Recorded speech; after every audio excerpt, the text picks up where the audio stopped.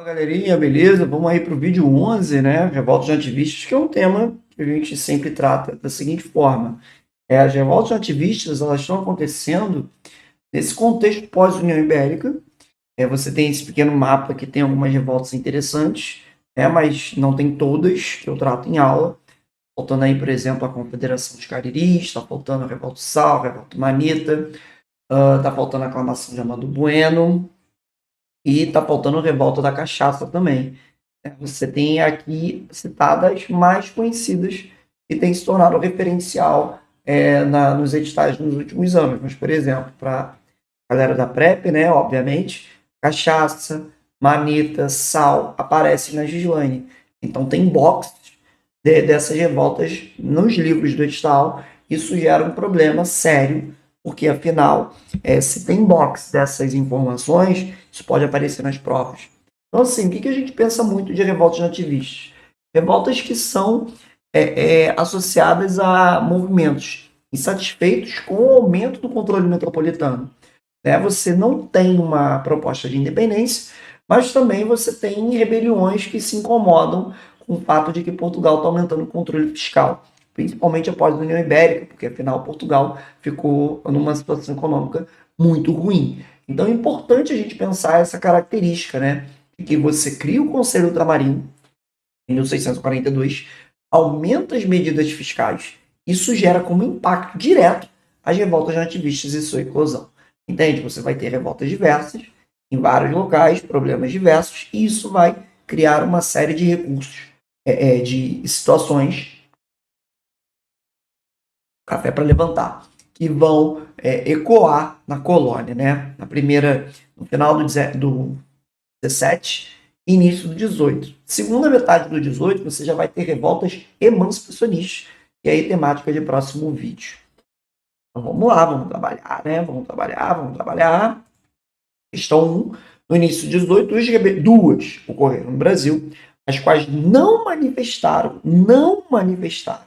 ideia de se conseguir a independência, ou seja, são exclusivamente nativistas. Essas eram duas das chamadas revoltas nativistas, pois apenas contestavam alguns aspectos específicos do pacto colonial, tendo um caráter regionalista, são interesses marcados por essa questão financeira, política e tudo mais. Essas revoltas são Confidência Mineira, Conjuração Baiana, emancipacionistas. Corta. Guerra dos Farrapos, revolta regencial. Sucessão paranaense não existe, só se ele forçar a barra em falar de Revolução Federalista. Guerra dos Emboabas e Guerra dos Mascates. A Guerra dos Emboabas é uma disputa local entre bandeirantes e emboabas que querem controlar a região da mineração.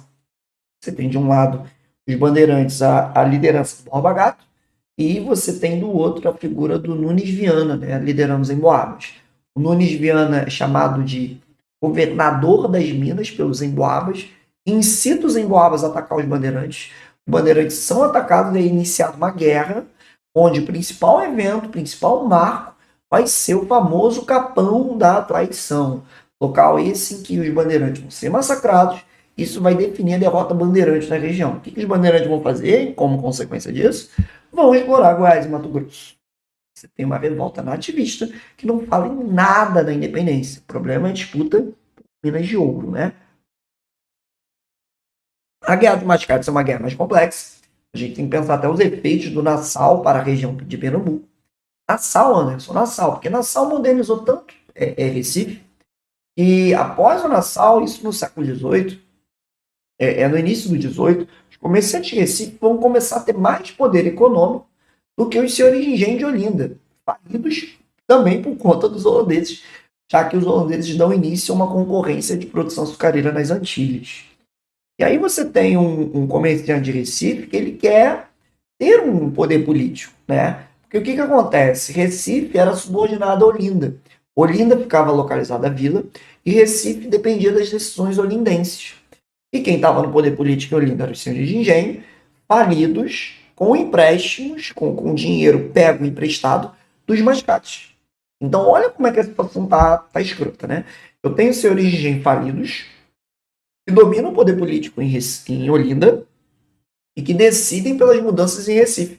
Os mascates ficam dependendo dos olindenses. Os mascates tem empréstimos feitos aos olindenses e não estão recebendo esse dinheiro. Então, é uma inversão de várias coisas aí problemática. Aí o que os mascates querem? Status de vila, autonomia.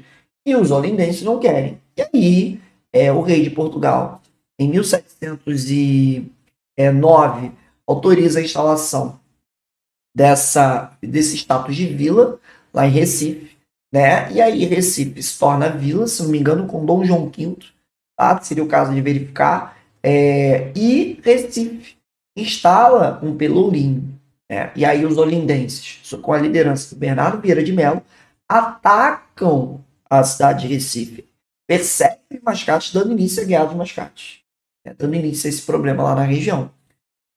Os Mascates vão conseguir enfrentar os olindenses, os senhores de engenho. As forças de Portugal vão vir para a região para dar uma apaziguada. O Bernardo Vieira vai ser até preso pelas forças portuguesas e Portugal vai garantir a soberania de Recife, o status de vila.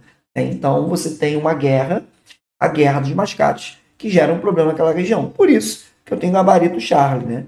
Conjuração dos Alfaiates, revolta emancipacionista, que é a outra versão da Conjuração Baiana, o outro nome.